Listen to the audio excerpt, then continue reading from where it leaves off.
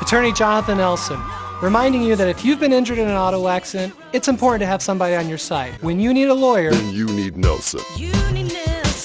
At least tens of thousands of people gathered in the nation's capital this past Saturday for one of the biggest pro-Palestinian protests in the U.S. since the Israeli bombardment of Gaza began in response to the attack by Hamas militants last month. Protesters are pushing for a ceasefire in Gaza, where health officials say thousands of Palestinians have been killed in Israeli airstrikes.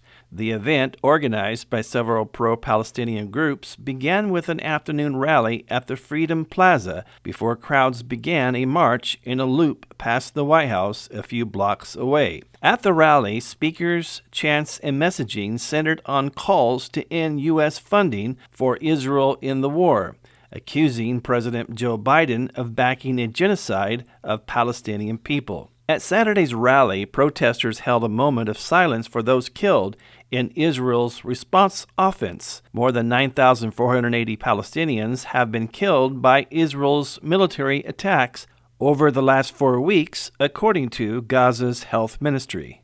Israel has tightened its grip on Gaza City in the northern part of the Gaza Strip, the focus of its expanded ground offensive in its stated campaign to defeat Hamas after the militant group carried out attacks on Israeli communities on October 7th that killed about 1,400 people. The event drew supporters from cities across the country, selling out bus seats for many departure points, including Portland, Maine, Boston, Columbus, Ohio, Miami, and at least 10 buses from New York City. All attendees at the march expressed support for a ceasefire. U.S. officials have so far stopped short of demands for a ceasefire, but pressed Israel on Friday for a humanitarian pause in its military offensive to allow more aid to enter Gaza and for the release of the more than 200 hostages being held by Hamas. Israel rejected such a pause, saying any sort of ceasefire is contingent on the release of hostages.